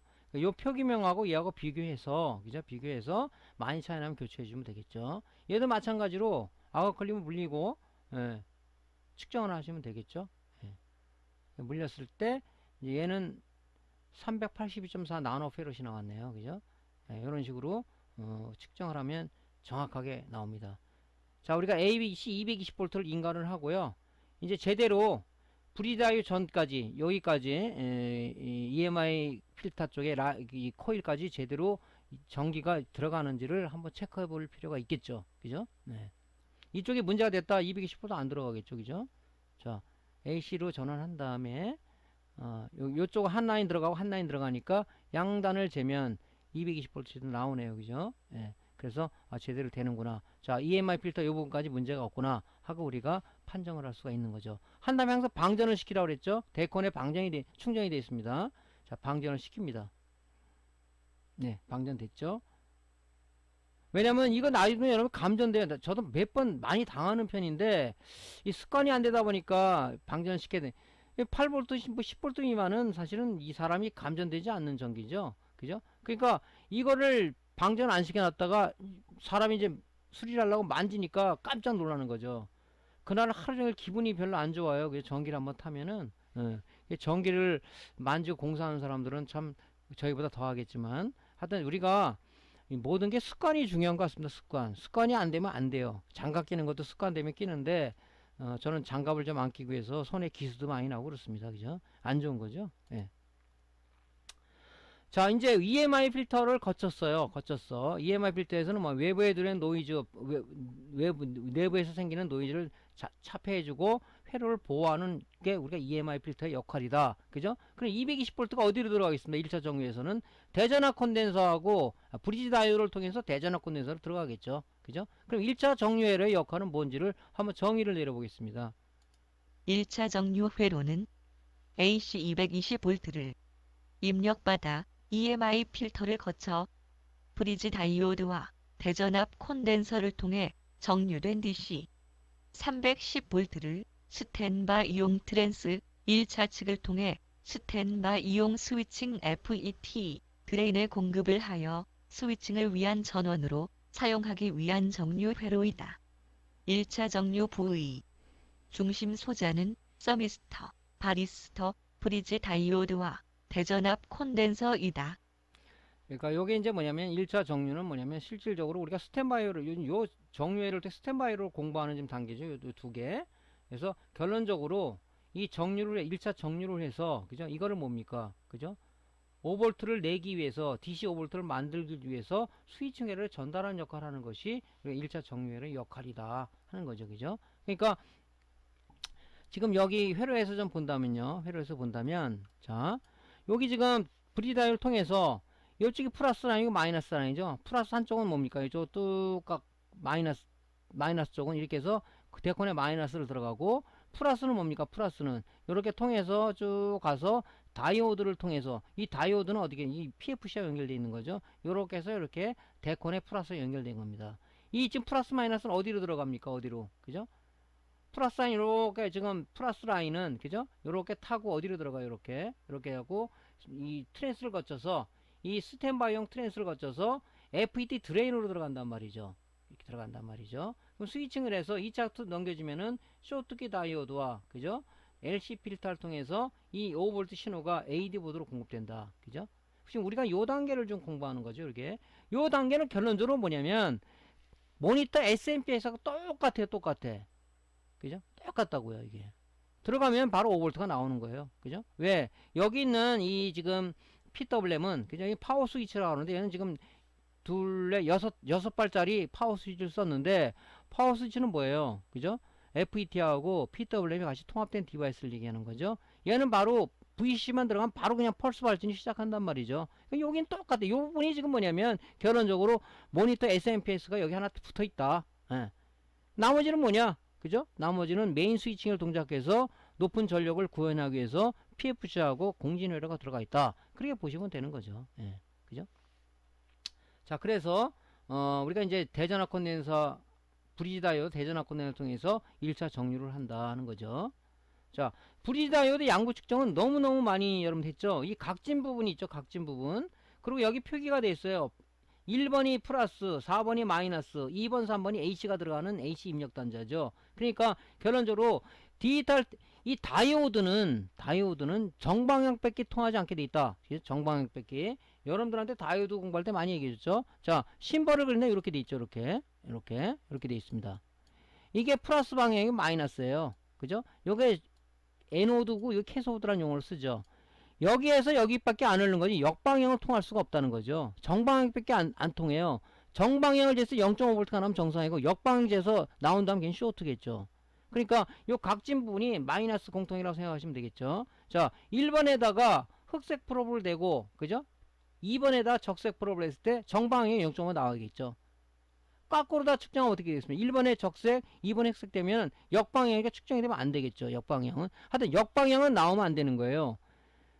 쟤는 역방향으로 쟀는데 0V가 나오더라. 걔는 쇼트겠죠. 그죠? 자, 1번, 2번, 1번, 3번, 2번, 4번, 3번, 4번을 쟀을 때 0.5V 정방향이 나오면 정상이다. 역방향 어느 한 대 나온다 그러면 이 네 개 다이오드 중에서 하나가 쇼트 될 수 있어요. 그죠? 그때 역방향이 됐을 때 아니면 정방향이 됐을 때 정방향 0V가 나온다. 역방향보다도 그러면 그냥 쇼트 나올 쇼트. 정방향 역몰트가 나온다는 건 역방향 잴 이유도 없겠죠. 왜? 얘가 죽었으니까 이렇게 도선이 됐으니까. 그죠? 그래서 여러분들이 쟀을 때는 하여튼 정방향밖에 나오면 안 된다. 그죠? 정방향에서 0V가 나온다면 쇼트니까 걔는 무조건 다이오드 하나만 나가도 이 네 개의 다이오드를 통합시킨 거니까 얘는 버려야 되죠. 예. 그래서 0.5V가 나오는 것은 이 브리지 다이오드는 실리콘이라는 재질을 썼기 때문에 실리콘 재질의 턴온 전압은 0.6V 이상을 가해줘야 된다. 그죠? 0.1V, 2V, 3V는 안 흐르다가 0.5V 가해주면 기하급수 전류를 흐르기 때문에 얘를 실리콘 재질은 턴온 전압이 0.5V, 0.6V를 가해줘야 된다. 그런 얘기죠. 그래서 0.5V가 나오는 겁니다. 여기서. 그죠? 그래서 이 실리콘 재질을 썼기 때문에. 그래서 여러분들이 이제 이런 부분은 좀 이제는 숙달이 돼야 돼요. 안 보고도 1번, 2번, 1번, 2번, 1번, 3번, 3번, 4번, 2번, 4번 딱 쟀을 때 정방향만 나와야 된다. 역방향 나오지 않아야 된다. 이것은 눈 감고도 이제 할 줄 알아야 된단 말이죠. 그죠? 예. 요렇게. 자, 이 브리지 다이오드도 좀 많이 나가는 편이죠. 그죠? 근데 다 나가는 게 있는가 하면 한두 개가 여기서 나가는 것도 있고 요렇게 네 개가 하나로 통합된 것도 있지만은 이게 개별로다가 다이오드가 네 개가 이렇게 브리지로 구성된 것도 있어요. 예. 그러니까 이렇게 된 게 보통 많죠. 자, 여기 쓴 브리지 다이오드는 GBU606이라는 다이오드를 썼습니다. 브리지 다이오드도 아무거나 쓰면 안 되겠죠. 이 규격을 알아야 돼요. 자, 얘는 뭐냐면 800V 6A짜리입니다. 요 뒤에가 보통 우리가 암페어를 나타내는 거 앞에 볼트인데 60이라는 600이 아니라 뭐 그렇게 볼 수 있는 것도 있어요. 근데 얘는 데이터 시트 찾아보면 800V 6A짜리예요. 근데 이거보다 낮은 거 쓰면 안 되겠죠. 그죠? 그러니까 우리가 아무거나 소자는 아무거나 쓰면 안 된다. 콘덴서도 우리가 아무거나 쓰면 안 된다 얘기했었죠. 마찬가지로 우리가 이제 이게 불량 판정이 났어요. 그럼 갈아 낄라 그러면 데이터 시트를 찾아서 얘가 몇 볼트 몇 암페어짜리 용인지를 알고 써야 된단 말이죠. 근데 이걸 무시하면 안 된다 그랬죠. 설계자들이 설계할 때 충분하게 얘를 껴야지 안전합니다 하고 우리가 암시를 주는 건데 무시하고 아무거나 갖다 낀다면 모양이 비슷하네 아무나 꼈을 때는 회로가 더 소손이 되거나 문제가 될 수가 있다. 그러니까 항상 여러분들 늘상 하는 말이 입문하시는 분은 데이터 시트 데이터 자주 보라 하는 얘기가 바로 그거예요. 그죠? 이 규격을 잘 알고 써야 되잖아요. 그죠? 이게 중요하다. 자, 대전압 콘덴서 양부 판별법. 대전압 콘덴서도 우리가 콘덴서는 이렇게 전해 콘덴서는 3년 이상 되면 용량 감퇴가 됩니다. 터무니없이 떨어지면 문제가 되겠지만, 그죠? 그래서 우리가 이제 대전압 콘덴서 정전 용량 측정할 때 테스트하기보다는 우리가 다기능 테스트다. 여러분 다기능 테스트 다 갖고 있죠? 다기능 테스트로 점검을 해서 이 표기된 값과 측정된 값이 많은 오차를 가졌을 때는 갈아야 된다. 그죠? 그런 얘기를 여러분들 드렸습니다. 그죠? 요 데콘. 얘 데콘이 중요하죠? 데콘에 정말 전압이 제대로 충전 안 돼 있으면은 안 되겠죠. 자, 얘가 지금 뭐냐면 82 마이크로페럿짜리예요. 정전 용량 당인 형태로 측정했더니 정전 용량이 85.39가 났어요. 충분하죠, 그죠? 예, 그래서 얘는 양품이다 볼 수가 있겠죠. 80인데 80 정도 했다. 써도 상당히 무방합니다, 그죠? 예, 너무 또 거기에 예민한 반응을 보이시면 안 되겠죠. 자, 대전압 콘덴서 제일 중요한 게 뭐냐면은요, 얘는 전해 콘덴서예요. 전해 콘덴서는 뭡니까? 극성이 있어요. 플러스 마이너스 극성. 그러니까 이거를 초보자들은 꽂을 때 마이너스는 플러스, 플러스는 마이너스 역삽을 하게 되면 터져버리겠죠. 회로가 문제가 생기게 됩니다. 그러니까 항상 꽂을 때는, 그죠? 이 정삽을 해야 정사, 플러스는 플러스, 마이너스는 마이너스의 회로에다가 연결하고 솔더링 해야 된다는 얘기죠. 콘덴서 제일 중요한 건 뭐냐? 정전 용량, 내열압 극성입니다. 그죠? 정전 용량, 전기를 담을 수 있는 그릇이에요. 지금 80 마이크로인데 이게 없어가지고, 그죠? 여러분들이 이거 조금 높은 거 쓰면 관계없는데, 뭐, 40 마이크로짜리 썼다. 안 되겠죠. 안 됩니다. 제가 항상 늘상 하는 얘기했죠. 설계자의 의도를 무시하지 말라. 그런 얘기를 했습니다. 설계자는 그걸 얼마나 그 제품을 만들기 위해서 뭐 많은 에이징 타임을 갖고 필드에 나가서 얼마나 많은 그 테스트를 했겠습니까? 그걸 우리가 무시하면 안 되겠죠. 그죠? 자, 그래서 정전 용량은 항상 요 같은 규격을 지켜주는 게 좋다. 내압이라는 게 있어요. 컨덴서의 거리 최대 전압인데 여긴 지금 뭐냐면은 450V짜리예요. 그죠?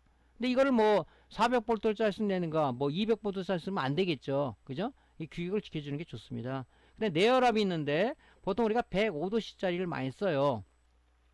근데 일부 수리면은 단가를 낮추기 위해서 85도짜리 쓰는데 그건 안 됩니다. 85도짜리는 가능한 쓰지 마시고 가격 차이가 그렇게 많이 나는 것은 아닙니다. 105도짜리를 써야 되는 거고 조금 전에 말씀드렸다시피 플러스 마이너스 극성에 주의를 해야 된다. 주의를 역삽을 하게 되면 안 되겠죠.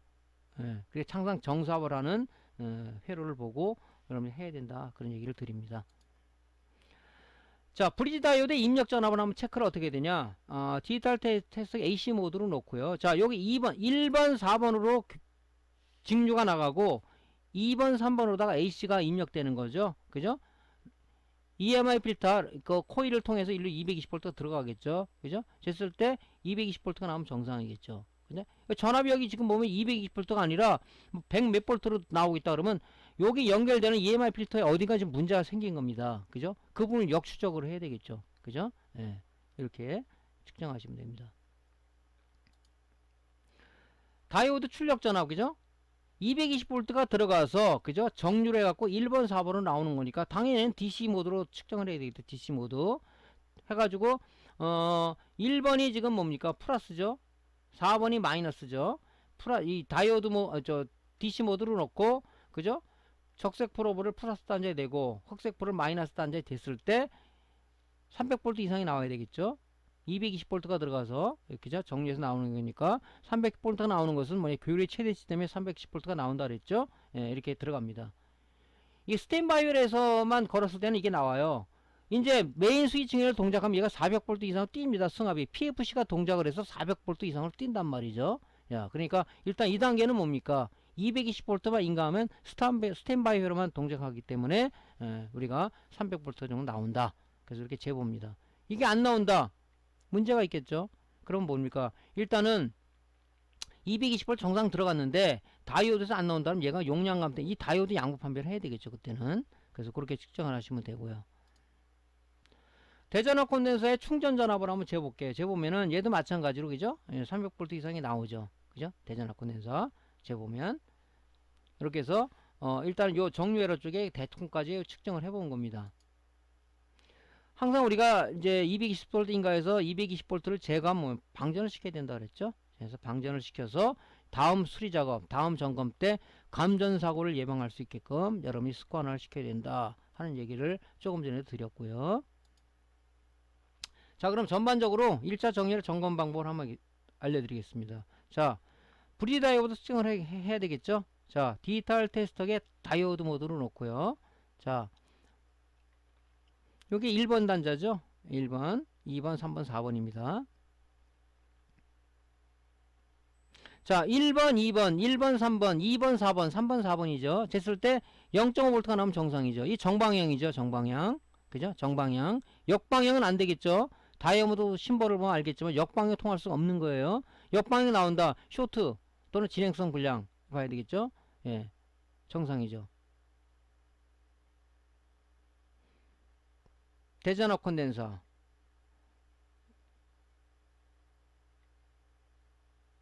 그 다음에 이 세라믹 콘덴서는 뭡니까? 우리가 탈거를 해야 되겠죠. 정확한 측정을 위해서. 콘덴서는 회로들이 연결되어 있기 때문에 정확한 실장 상태에서는 정확한 측정이 어렵습니다.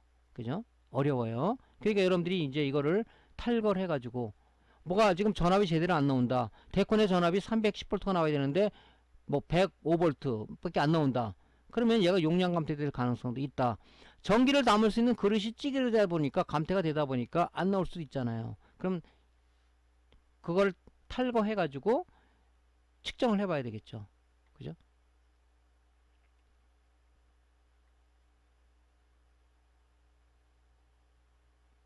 자, 이제 대전압 콘덴서도 측정을 해 보는 거죠.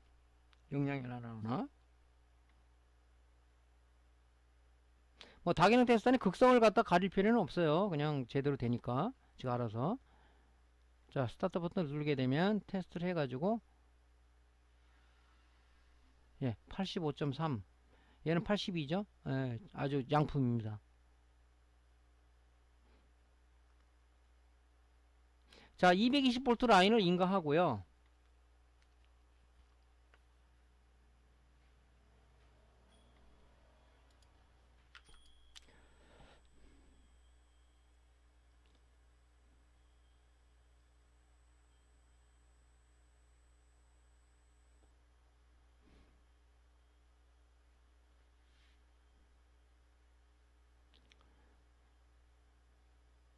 자, AC 모드로 전환을 하고요.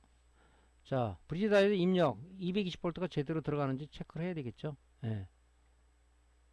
제대로 들어가고 있죠. 저기서 전압이 출렁거린다 그러면 뭡니까? 그 뒷단, 앞단 부분을 체크해야 되겠죠. 자, 일단 220V가 들어가서 정류를 통해서 정류가 되면은 300V가 나와야 되겠죠. 예. 그럼 대전압 콘덴서에 300V가 충전될 겁니다. 그죠? 그럼 DC 모드로 전환을 하고 재보면은 정상적으로 나옵니다. 근데 이 전압이 뭐 예를 들어서 이 전압이 아니라 100V, 뭐 80V, 90V가 나온다 그러면 얘가 용량 감퇴가 됐던가 아니면 이 대전압 콘덴서 앞단 부분에 어떤 문제가 있어서 그런 거니까 그런 부분에 이제 물론 2차 측에 어떤 뭐 문제가 있어도 그럴 수 있겠지만은 보통 용량 감퇴가 돼서 안 되는 것도 많이 있어요. 그죠? 예, 그렇게 측정을 해봐야 되겠죠.